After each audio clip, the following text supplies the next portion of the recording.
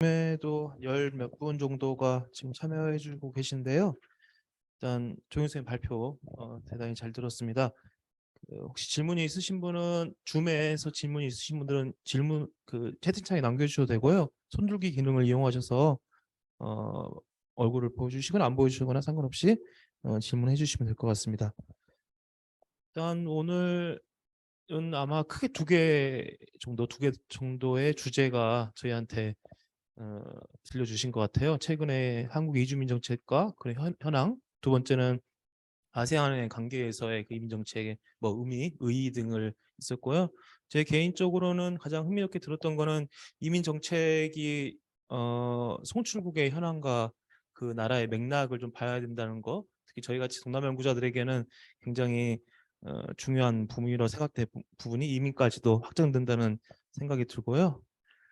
또 한 가지는 저번에 저도 이민 관련된 거 용역을 한번 한 적이 있는데 그냥 아주 단순하게 이민이면 외교부 관할이 아닐까? 근데 사증 때문에 법무부가 관할을 하고 있잖아요.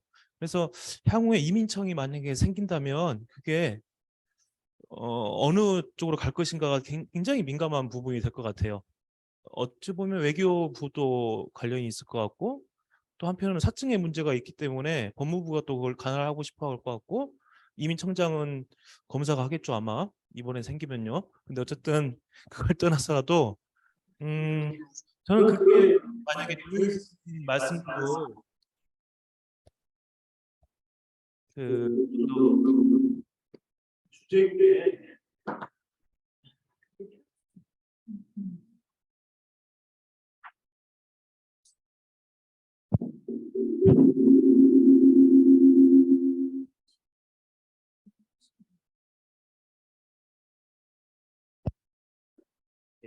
됐습니다.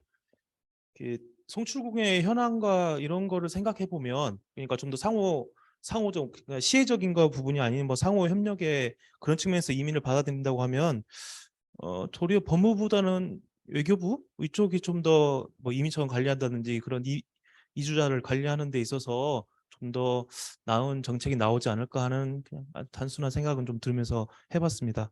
혹시라도 좀 더 시간이 되시면 이 부분도 좀 선생님의 의견을 좀 듣고 싶고요. 오늘 참여하신 분들 외부에서 몇 분 오셨는데요. 질문 있으시면 그 앞에 마이크 켜고 말씀하시면 바로 됩니다. 예, 박 선생님 질문. 예, 안녕하십니까. 동아연구소 박정원 박사입니다. 제가 평소에 이민 정책에 대해서 되게 관심이 많았는데 이렇게 상세하게 이렇게 강의를 들어서 좀 많은 도움이 됐습니다. 참 감사합니다. 사실은 제가 사회를 봤어야 되는데 제가 그 저도 2시 50분쯤에 오는 바람에 죄송합니다.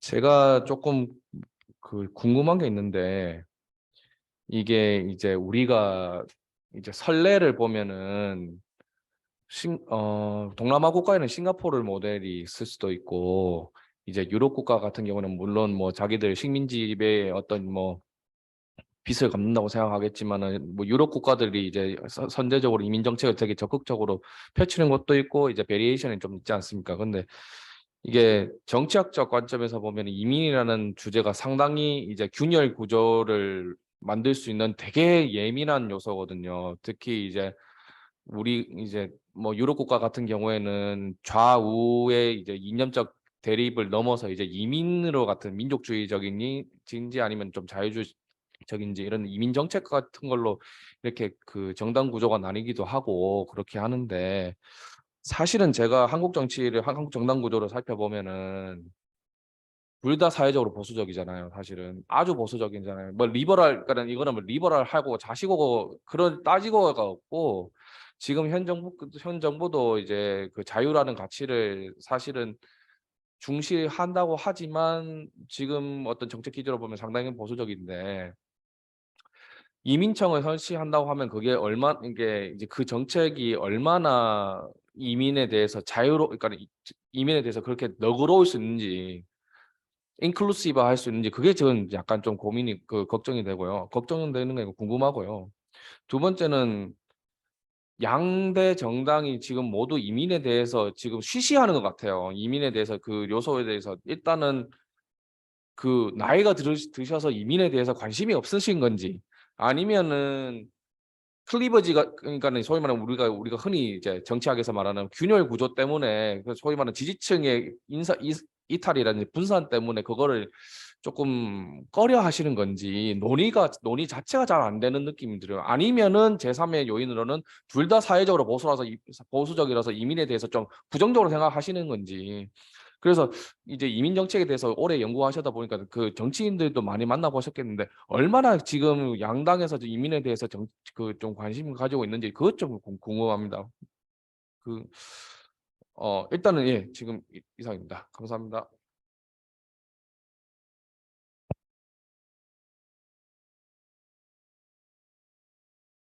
네, 안녕하세요. 저는 난민하고 이민 정책을 공부하고 있는 김정현이라고 합니다.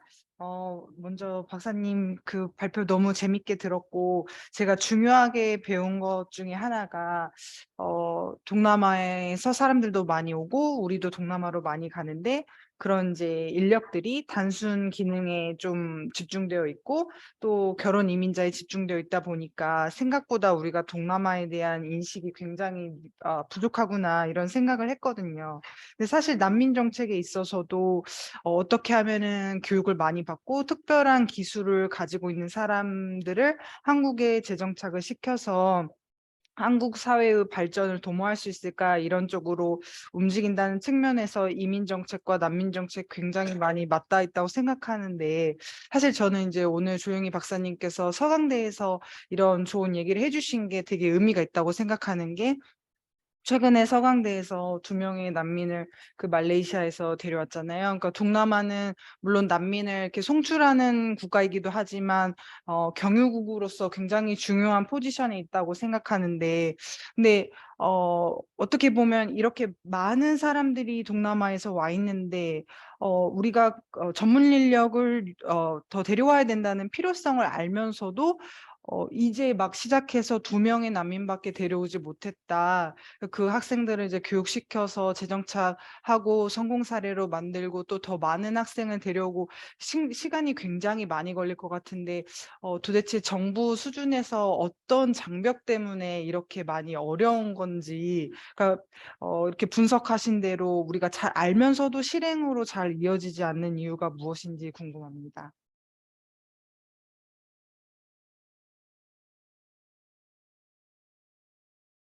저도 질문 좀 하나 드리겠습니다. 저는 이제 행정사 법인을 이제 사실 이제 준비 중인데 여야 보좌관을 위주로 좀 꾸미고 있어요. 그래서 좀 그 법무부 저 추미애 장관 보좌관 출신이라든지, 저는 이제 그 국민의힘 쪽에 보좌관 출신이에요. 그래서 이제 같이 꾸려가지고 제도적인 변화가 좀 굉장히 중요하지 않냐.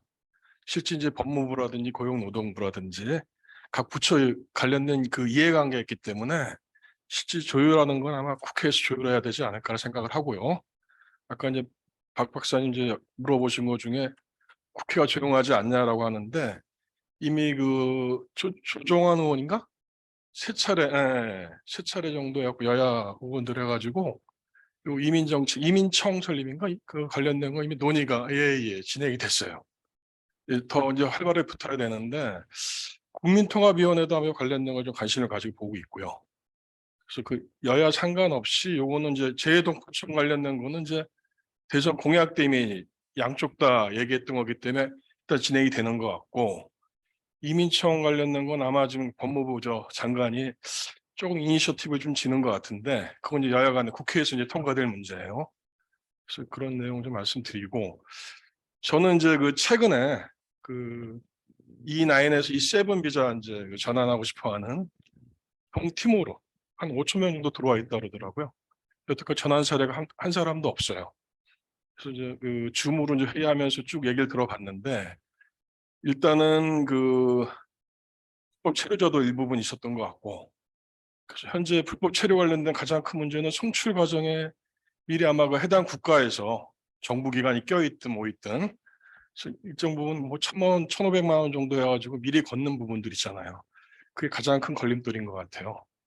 그래서 가만히 생각해 보니까 이거 어떻게 해결할까 그랬더니, 우리 옛날에 그 독일의 그 간호사를 파견할 때 아마 우리나라 정부가 아마 그 관련된 거 수수료라든지 그 관련된 거를 송출 그 연결된 사람들한테 걷어가지고 줬다라고 얘기를 들었어요, 최근에.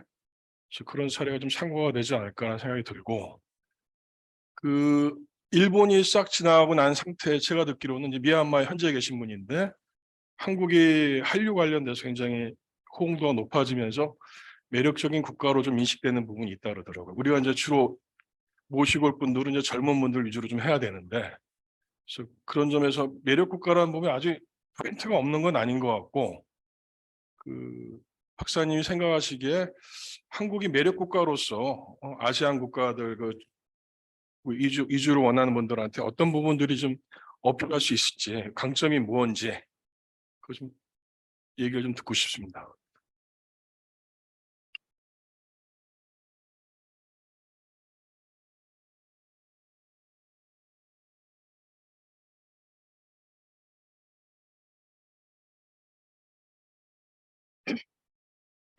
뭐부터 말씀드려야 될지 모르겠는데 정말 다 재밌는 정말 네 분이 다 재밌는 질문을 해주셔가지고 우선은 정정훈 교수님 말씀하셨던 부분에 대해서 먼저 말씀드리면 이건 우리가 다 모두 공유하는 거잖아요. 우리가 이제 그 송출국의 맥락을 이제는 정말 이해해야 된다라고 하는 측면은 이제 더 이상 뭐 반박이나 뭐 답할 건 아닌 것 같고요. 이제 우리가 연구를 해야 되는 우리의 미션인 것 같고요. 그리고 아까 이민청이 이게 외교부가 될 수 있지 않아라고 혹은 뭐 이렇게도 말씀하셨는데 사실 외교부의 그 관할 업무는 국경 밖에 재외국민 보호가 더 초점인 것이고 지금 재외동포청을 하는 것도 해외에 있는 재외국민과 외국 국적 동포들이 국내에 들어왔을 때의 원스톱 서비스를 제공하는 측면에서인 거지. 그렇기 때문에 굉장히 그 정책적인 바운더리가 있고요. 그리고 실제 법상으로도 재외동포와 관련된 그 관할은 또 외교부에 있고 또 국내로 들어와서 이 거주지를 여기서 갖고 있는 그 동포들에 대해서는 또 이민정책 바운더리 안에 다 들어가 있거든요. 그렇기 때문에 이게 이민청의 문제는 외교부하고 연결되기는 상당히 조금 어려운 지점이 있고 그리고 모든 외국인들이 아까 보셨겠지만 우리가 길거리 다니면서 외국인들을 볼 때 저 사람의 체류 자격은 뭐야? 우리 모르잖아요. 저 사람이 이난일 거야. 혹은 저 사람이 뭐 결혼 이민자일 거 모르잖아요. 근데 그걸 다 아는 데가 법무부거든요.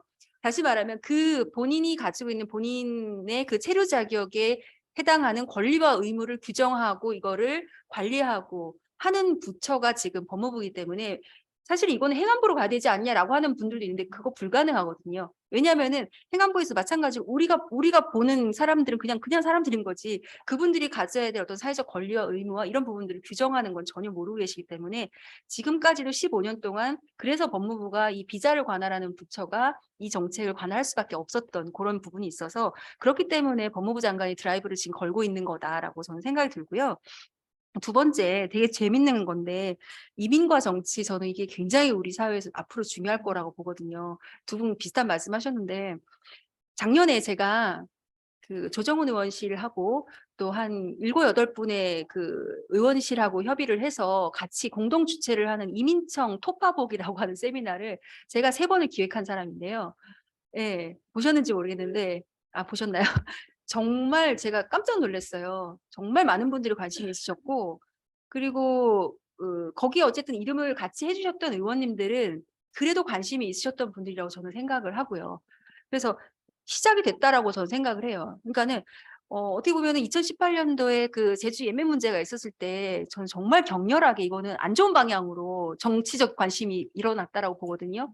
광화문에서 난민 찬성, 난민 반대, 국론이 분열되는 듯한 그런 장면들을 우리가 많이 봤고 실제로 국회에서도 제가 2번 다 가봤는데 어느 한쪽 세미나실에서는 난민법 폐지라고 해서 그 보수 쪽의 의원님이 폐지 이런 거를 하시면서 막 하는 그런 장소에 제가 갔었고 거기 제가 앉았을 때 굉장히 위협감을 느꼈거든요. 거기서 이렇게 박수 안 치면 안 될 것 같은 그런 느낌까지 받았고 또 어느 한쪽에서는 그러면 안 된다라고 하는 그런 식의 또 것도 있었고 그러니까는 난민에 관해서는 그래도 상당히 지난 그 난민법 개정 이후에 13년 지금 거의 10년 됐잖아요. 10년 동안 난민법에 대해서는 그나마 손을 좀 대려고 노력들을 하셨어요. 근데 굉장히 이게 추진이 되지 못했던 거는 실질적인 법 개정안을 들고 나오는 건 전혀 아니었다라고 봐요. 그러니까 어느 한쪽이 인권을 강조하던가, 아니, 그러니까 그 시기에 어떤 정부가 어떤 정부인가에 따라서 난민법의 그 흐름이 완전히 오락가락했던 거죠. 그러니까 우리가 진짜 정책을 어떻게 갖고 갈 것이야라고 하는 그런 관점을 가진 입법 개정이 아니라 예멘 난민 문제 있으니까 이건 폐지해야 돼. 약간 이런 식으로 여론몰이에 엎어가는, 얹혀가는 약간 그런 식의 정치적 관심이었는데 저는 작년에 있었던 그 법무부 장관의 그 취임사에서 나온 그걸 계기로 해서 일어났었던 작년에 1년의 그 정치적 관심들은 굉장히 저는 구체적이고 실질적인 논의들을 이끌어내는 거에서 저는 중요했다라고 봐요. 그러니까는 그때 같이 이거를 개최했던 그 조정훈 의원이 첫 번째 1차, 2차, 3차 그 세미나에서 첫 번째 그 개회사를 할 때 이런 말씀하셨어요. OECD 30개 국가 중에서 선거에서 이 이슈가 다뤄지지 않는 유일한 나라가 대한민국이다. 이렇게 말을 시작하셨는데 너무 와닿았거든요. 다시 말해서 이거는 어떤 이슈가 있을 때 정치적으로 찬반을 가르는 문제가 아니라 국회 안에서 이 이슈는 지속적으로 논의가 될 수 있도록 뭐 위원회가 되면 더욱더 좋겠고요. 찬반이 국회 안에서 열심히 토론이 되고 열심히 싸워야 되는 그런 상황인 거죠. 어떤 하나의 이슈가 푹 올라왔을 때 이쪽으로 줄 서고 저쪽으로 줄 서는 문제가 아니라 지속적으로 꾸준히 노력을 해야 되고 그리고 예를 들어서 독일처럼 독일 같은 경우에는 연방 이민 난민청 안에 이민 난민 연구 센터가 있어요. 그럼 거기는 그 안에 연구자가 그거를 이렇게 그 국회에다 보고를 하는 거죠. 우리가 이민 정책 이런 식의 효과가 있습니다. 이런 문제가 있습니다. 국회에다 보고를 하는 거죠. 그럼 국회가 그거를 그 팔로우 하는 거죠. 우리는 그런 식의 기능이 전혀 없는 거예요. 그러니까 정치적 관심이 없을 수밖에 없었다 구조적으로. 그러나 저는 어쨌든 이 정책의 그 총괄 부처인 법무부가 드라이브를 지금 걸고 있다는 건 굉장히 중요한 모멘텀인 것 같고 그러면서 이게 정치로 저는 던져졌다라고 생각을 해요. 제가 이제 정치학을 전공하다 보니까 이런 식의 관심들이 되게 많은데 정말로 더 본격적으로 가야 된다라고 생각을 하고요. 근데 이제 되게 중요한 거는 마치 우리가 이민청 혹은 이민 문제를 적극적으로 정책적으로 이야기한다라고 했을 때 정부가 과연 이거는 무조건 우리가 열어줄 것인가에 대한 혹은 너그러워질 겁니까? 포용해야 될 것인가라고 하는 메시지를 주면 저는 안 된다고 생각을 하고요. 굉장히 어떤 그 체계적인 시스템 안에서 우리가 유입을 한다라고 했을 때 우리가 수용했다라고 하면 그 수용한 사람들에 대해서는 제대로 된 대우와 제대로 된 제도들을 작동하게끔 해줘야 된다라고 하는 것이죠. 그래서 지금 아까도 말씀드렸듯이 우려한다라고 하는 측면에서 그런 문호를 개방하는 거냐. 어떤 이민 국가들도 문호를 개방하진 않거든요. 우리보다 더 철저하면 더 철저했지. 네, 그렇습니다. 저렇게 나오고 있는 거군요. 네, 지금 처음 봤어요 지금. 그래서 제 생각에는 이게 정치적인 구조 때문에 사실은 어떻게 보면 제가 절로 봐야 되나요? 정치적인 구조 때문에 사실은 관심을 그동안 많이 안 가졌던 것도 맞고요. 이분들이 어떤 표의 기능이 없기 때문에 그런 것들도 많고. 근데 최근에 아시다시피 이게 인구 50만을 규정하는 그 자치법이 그 지자체 그 법 시행령이 바뀌었거든요. 이제 시행이 될 건데 거기에 보면은 인구수에 포함하는 그 대상자로 외국인 인구를 포함하기 시작했어요.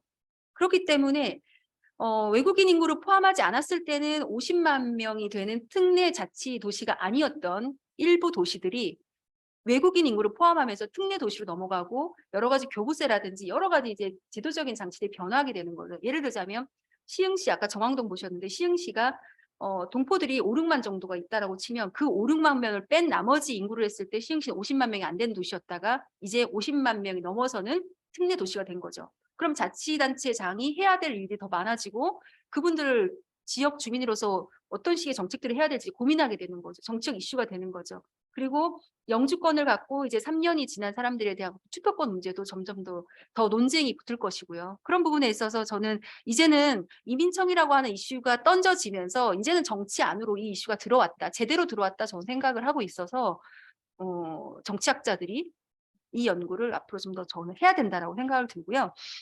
그리고 아까 김정현 박사 말씀하신 그 난민 문제는 저도 그 생각을 했어요. 서강대 오면서 우리나라에서 난민이라고 하면 어떤 사람들이 난민이라고 생각하냐면 그 내가 난민입니다 이렇게 신청했는데 아까 그 제주의 그분들처럼 신청했어요. 근데 난민 신청자인데 난민이 안 됐어요. 그럼 그분들은 그냥 신청자인데 나갈 수는 없으니까 인도적으로 체류 허가를 해줘요. 이분들이 지금 우리나라에 한 2,000명 정도가 되는 거죠. 내쫓을 수는 없지만 그래 여기 있게 해줄게라고 한 사람이 2,000명 정도 돼요. 근데 우리가 실제 난민으로 인정한 사람들은 그만큼 안 되는 거죠. 그거 반 정도밖에 안 되죠. 그러면 이런 정도의 난민밖에 없냐?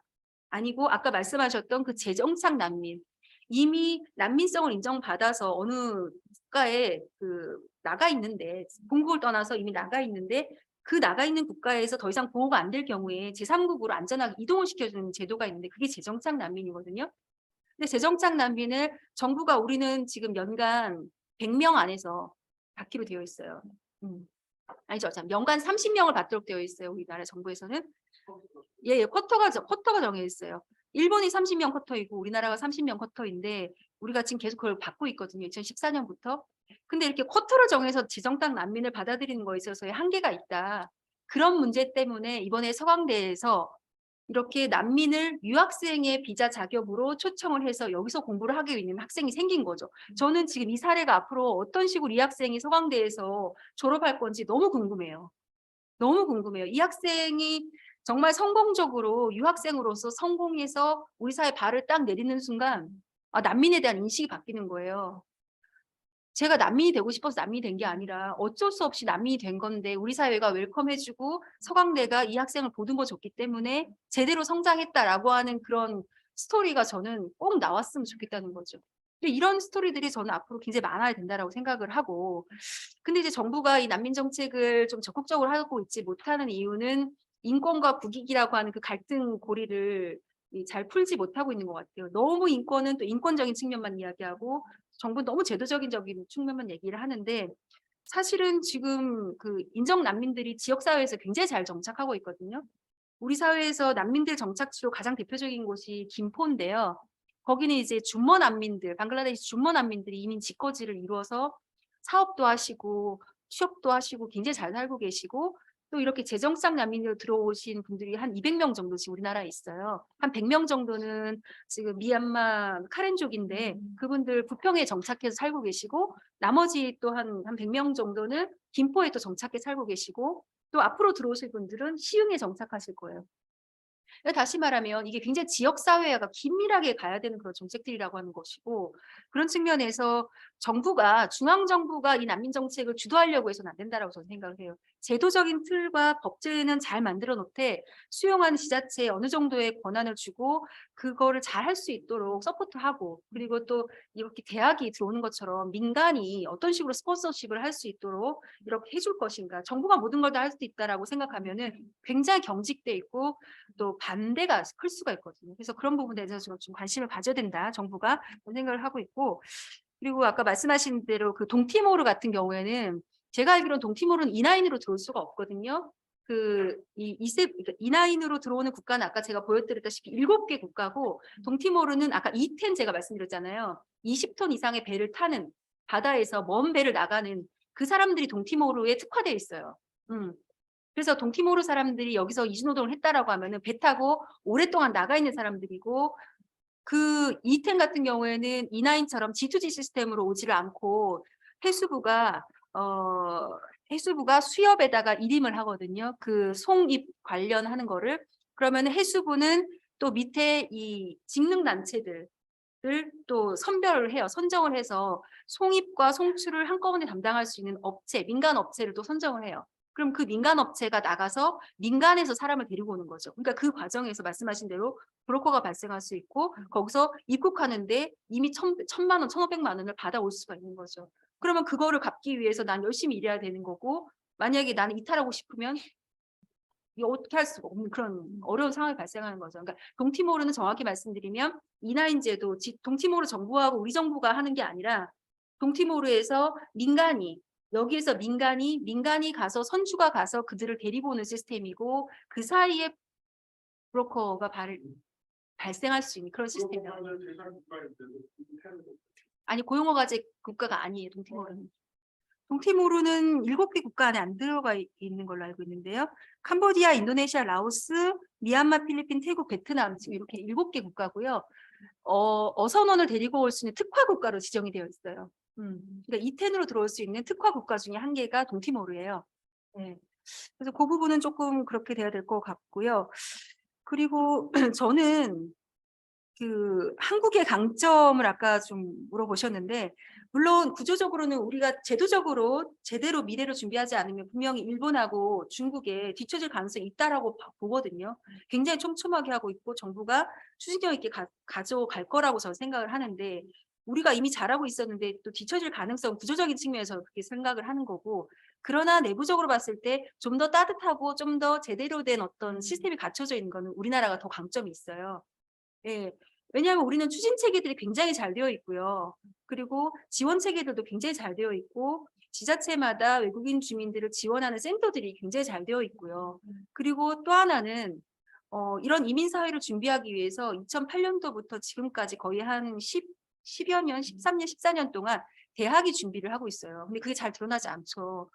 그러니까 대학에서 석박사 혹은 일부 대학에서는 학사 과정에서조차도 이쪽 분야를 전공해서 가르치는 그 전공 과목들이 생기고 있어요. 그 대학이 제가 어제 그래서 다시 들어가서 확인해 봤는데 전국의 62개 대학에서 이 과목을 가르치고 석사 과정, 박사 과정이 다 있어요. 그래서 지금 배출된 인원이 몇 명인가 제가 확인을 해봤더니 9,000명이 이미 석박사 과정에서 이미 배출이 됐어요. 그 말은 이 다문화 사회를 혹은 이민자들과 같이 살아갈 준비를 대학 사회에서는 이미 하고 있고 민간단체에서는 이미 하고 있는데 정부가 이거를 아직까지 못하고 있는다고 얘기하는 건 좀 그렇지만 조금 더 체계적으로 가야 될 필요가 있다. 뭐 이렇게 엄청 많이 올라오네요. 제가 저기를 봤었어야 되거든요. 죄송합니다. 일단 질문에 대한 답은 대충 하신 것 같고요. 그 경상국립대 정도희 교수님께서 질문이 두 가지가 있어요. 그 우리 정부가 해온 준비가 무엇인지에 대한 방금 거기에 연장선 같아요. 그거랑 두 번째는 상호 다문화라고 말씀해 주셨는데 이게 미국의 다문화주의나 혹은 유럽의 상호 문화주의가 어떻게 뭐 다른 건가 혹은 뭐 용어는 어떻게 해야 되는지 이 부분인 것 같습니다. 하나 더 있네요. 그 이미그레이션 액트로 번역하는데 출입국 관리법을 이민청 설립에 따른 이민법 제정의 방향을 여쭈어 이것도 비슷한 논조로 말씀해 주셨는데 또 이거 한 번에 해주시면 될 것 같고요. 베트남에서 온 핫뚜후엉 씨가요. 감사하다는 거하고 정보 공유를 부탁드렸는데 누구한테 이걸 메일 주소를 드릴까요? 저희도 일단 우리 학생 아닙니까? 아니죠. 우리 예, 알겠습니다. 일단은 감사합니다. 참여해 주셔서요.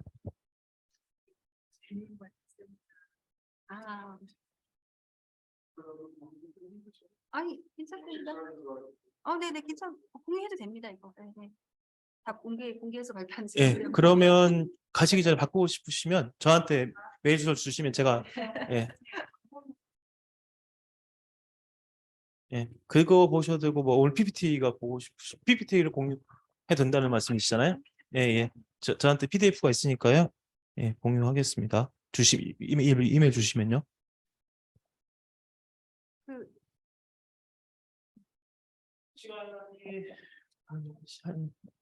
그냥 정도희 교수님 거 하고 혹시 그냥 끝나고 뭐 차 한잔 할 때 또 궁금한 거 이야기하도록 하겠습니다.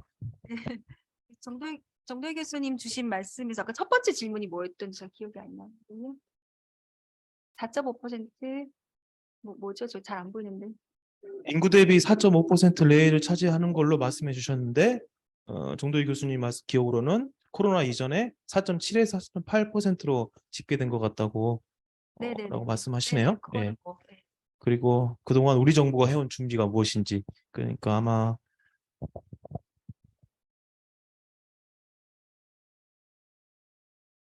우리 정부가 해온 준비가 무엇인지.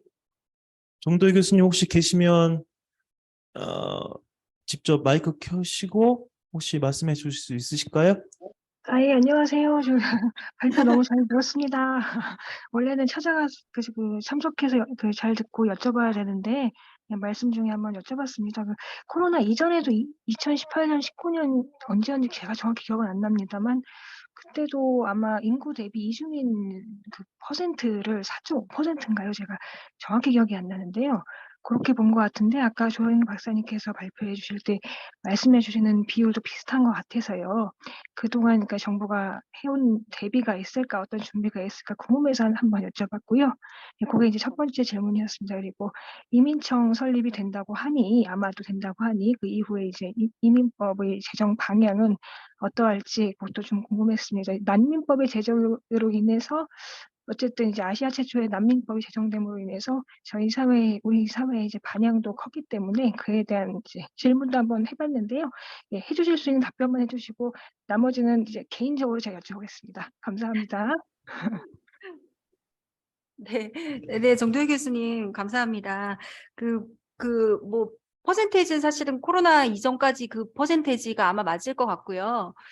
뭐 여러 가지 코로나 상황 때문에 뭐 정책을 제대로 사실은 펼치지 못했던 것 같아요. 3차 기본계획 시기에는 거의 뭐 제대로 시작한 것도 없고 제대로 마친 것도 없이 그냥 3차는 다 끝나버린 것 같아요. 그래서 앞으로 4차, 그러니까 지금 아주 마침 이게 신정부의 5개년과 이 이민정책의 5개년이 너무나 딱 맞아떨어지게 되어서 정말 잘 해야 되겠다는 생각이 일단 들고요.